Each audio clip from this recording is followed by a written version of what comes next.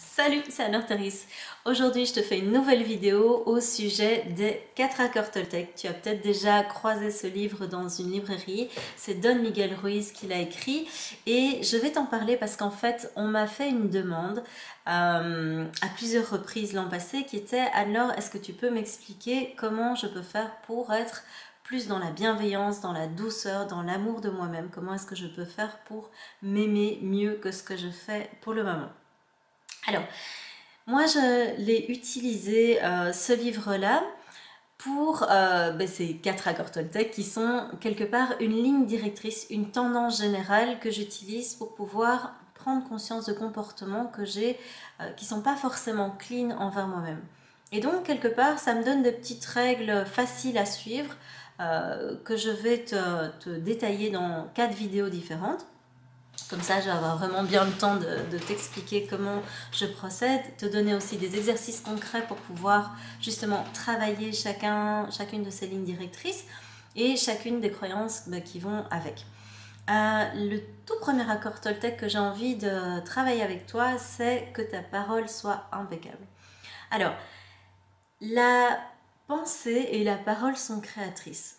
Qu'est-ce que je veux dire par là? C'est que, en fait, les mots sont vraiment une énergie puissante. Pour t'illustrer ça, il suffit de regarder l'hypnose. L'hypnose, c'est juste des mots que tu vas dire à une personne, bon, selon un protocole bien précis, mais ce sont ces mots qui vont plonger la personne dans un état de conscience dissocié et qui vont faire que tu vas pouvoir avoir accès à l'inconscient de cette personne ou que tu vas pouvoir reprogrammer justement certaines parties de comportement, de pensée, de fonctionnement, voire même diminuer ou résoudre des traumatismes qu'elle a vécu dans le passé. Et donc, c'est vraiment juste des mots qui vont avoir cet impact-là sur les gens. Donc, ça te donne déjà une idée de la puissance des mots si tu avais encore un doute là-dessus. Ça fonctionne aussi en autosuggestion. L'autosuggestion, elle a été mise en évidence par quelqu'un qui s'appelait Émile Coué, qui était une personne, un psychologue et un pharmacien du début du XXe siècle, qui s'est rendu compte qu'en fait, en répétant des suggestions, donc en suggérant des choses à la personne, un petit peu comme dans le cadre de l'hypnose, si la personne s'auto-suggérait des choses, donc le répétait en boucle, en fait, elle induisait des changements de comportement chez elle. Elle induisait des changements de croyances. Alors, c'est le précurseur de la pensée positive, puisqu'il y a toute une partie du courant de la pensée positive qui a été basée là-dessus. Et on s'est aperçu que cette méthode avait des limites, puisque je crois que la personne, oui c'est ça, c'est Joanna Wood, qui est une psychologue de l'université de Waterloo, qui a mis en évidence qu'en fait, ça ne fonctionne que chez les personnes qui, quelque part, n'en ont pas besoin.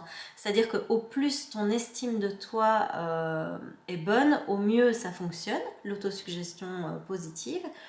Au plus ton estime de toi est catastrophique, j'ai envie de dire, au plus ça va avoir l'effet complètement inverse. C'est-à-dire que au plus tu vas te répéter des phrases positives du style, je sais pas moi, je suis quelqu'un de bien. Au plus tu vas te dire je suis quelqu'un de bien, je suis quelqu'un de bien, je suis quelqu'un de bien, au plus tu vas croire l'inverse. Simplement parce qu'une partie de toi n'y croit pas. Parce qu'elle a été programmée pour, quelque part, croire l'inverse. Et donc en fait, si tu utilises la parole impeccable dans ce sens-là et que tu n'as pas une bonne estime de toi, ça ne fonctionnera pas. Donc concrètement, comment est-ce que tu peux utiliser cette parole impeccable? Déjà en prenant simplement conscience qu'il y a un écart qui existe peut-être entre ce qui est important pour toi, entre tes valeurs, entre ce que tu chéris comme, comme choses qui vont diriger ta vie. Par exemple, dans les valeurs, il peut y avoir le respect. Eh bien, admettons, si ta valeur première, c'est le respect, je prends juste ça comme exemple, et que tu es en train justement de te critiquer ou de critiquer une autre personne, mais là, tu te rends bien compte qu'entre ce que tu crois, ce qui est important pour toi et ce que tu es en train de faire et de dire, il y a un écart. Et donc, que ta parole soit impeccable, c'est vraiment c'est une petite phrase simple à retenir pour te rappeler qu'en fait, fais attention à ce qu'il n'y ait pas trop d'écart entre ce que tu penses et ce que tu dis et ce que tu fais.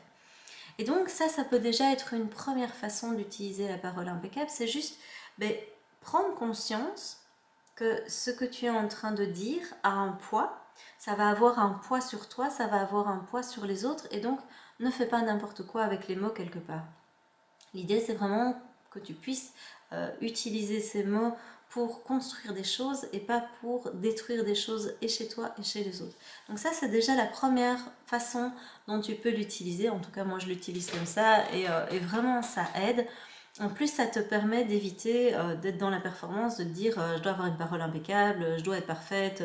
Donc, surtout, s'il te plaît, ne l'utilise pas comme ça. Ce serait vraiment une catastrophe parce que tu vas l'utiliser comme une arme et pas comme quelque chose pour te construire. Donc, c'est un peu comme tous les outils de développement personnel. L'idée, c'est vraiment d'être bienveillant envers toi et de pouvoir te dire ok, je vais tendre vers une meilleure version de moi-même, je vais tendre vers la transformation de mes croyances pour éviter de souffrir comme je le fais jusqu'ici. Et il y a des jours où ça fonctionnera moins bien, il y a des jours où j'aurai peut-être pas l'énergie pour le faire, et donc c'est vraiment à utiliser dans ce sens-là. Donc, 3 exercices pour pouvoir travailler cette parole impeccable. Le tout premier exercice que tu peux faire, c'est, ça vient d'une petite histoire, tantôt on l'attribue à Socrate, tantôt on l'attribue à Bouddha, peu importe, j'ai envie de dire, c'est de pouvoir faire passer ce que tu as envie de dire aux autres au travers d'un filtre de 3 tamis. Le premier tamis est le tamis de la vérité. C'est-à-dire qu'avant de dire quelque chose à quelqu'un, vérifie si l'information que tu t'apprêtes à dire est tout à fait vraie. Vérifie si tu as eu cette information d'une source tout à fait directe, c'est-à-dire est-ce que toi-même tu l'as vu, est-ce que toi-même tu l'as entendu, est-ce que tu as été témoin direct de ce que tu t'apprêtes à propager au travers de ta parole. La deuxième chose que tu peux faire, c'est vérifier que le deuxième tamis soit respecté, c'est-à-dire que le deuxième tamis, c'est celui de la bonté. Est-ce que ce que tu t'apprêtes à dire va être bon pour l'autre personne? Est-ce que ça va lui procurer de la joie? Est-ce que ça va le mettre dans un sentiment de bien-être? Est-ce qu'il va se sentir mieux après avoir appris ce que tu t'apprêtes à lui dire? Le troisième tamis est celui de l'utilité. Est-ce que ça va être utile à la personne d'apprendre ce que tu t'apprêtes à lui transmettre? Est-ce que ça va être une information qui va pouvoir lui servir à quelque chose? Si aucun de ces 3 tamis n'est respecté, donc si c'est pas vrai, parce que tu sais pas, tu l'as entendu, mais tu l'as pas vérifié toi-même, si c'est pas forcément bon pour l'autre et si c'est pas utile, ben vraiment, je t'invite à éviter de dire ce que tu t'apprêtes à dire, à éviter de balader cette information, de continuer à la propager et voire à toi à l'oublier parce que c'est pas forcément ni vrai, ni bon, ni utile pour toi non plus. Ça, c'est le tout premier exercice que je t'invite à faire, c'est passer l'information que tu t'apprêtes à transmettre aux autres au travers de ces 3 tamis. Le deuxième exercice que je te propose, c'est dans le cas où tu t'apprêtes à dire quelque chose à quelqu'un ou à te dire quelque chose à toi-même, vérifie si la façon dont tu le dirais de cette façon-là à quelqu'un que tu aimes vraiment profondément. Alors, tu pourrais te dire, bah oui, moi, j'ai l'habitude, quand c'est mes amis, de pouvoir être un peu dur avec eux parce que, justement, je veux leur bien et donc je vais être plus dur avec ces personnes qu'avec d'autres personnes. C'est déjà des choses que j'ai entendues. Si tu fonctionnes comme ça, demande-toi si le ton que tu emploies, demande-toi si la façon dont tu t'apprêtes à le dire, tu le feras avec un enfant de 3 ans que tu aimes. Tu pourrais te dire non, en fait cet enfant là je l'aime pas donc je vais lui dire de manière un peu sèche, etc. Non, vraiment un enfant de 3 ans que tu aimes. A priori, t'adresser à un adulte et t'adresser à un enfant de 3 ans, tu vas pas forcément le faire de la même façon. Tu vas parler peut-être de manière plus délicate, tu vas parler de manière plus douce, tu vas employer peut-être des mots qui sont moins durs. Eh bien, je t'invite à te parler comme ça et à parler aux autres de cette façon. Les autres ne vont pas forcément mieux comprendre les choses si tu t'énerves sur eux, si tu leur parles sèchement, et c'est la même chose pour toi-même en fait. Pourquoi est-ce que tu t'imposerais quelque chose de cet ordre-là? Surtout si tu as envie d'apprendre à t'aimer mieux, a priori, c'est pas en étant dur avec les gens que tu vas obtenir plus de résultats. Vérifie, mais voilà, moi je fais le pari inverse, c'est que tu vas obtenir plus de résultats si tu fais preuve de compréhension, si tu fais preuve de douceur et de bienveillance.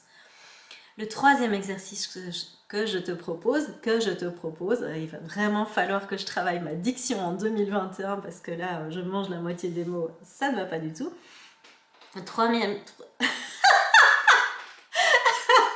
Le troisième exercice que je te propose, c'est de pouvoir te demander simplement de quoi et avec quoi tu as envie de remplir le monde. Est-ce que tu as envie de remplir le monde avec des choses qui sont de l'ordre de la colère, de la peur, de la tristesse? Regarde la façon dont tu transmets l'information, regarde avec quelle énergie tu transmets l'information, quels sont les mots que tu emploies, et demande si tout le monde faisait comme toi. Est-ce que ce serait ok que le monde soit rempli de ça? C'est vraiment l'idée de...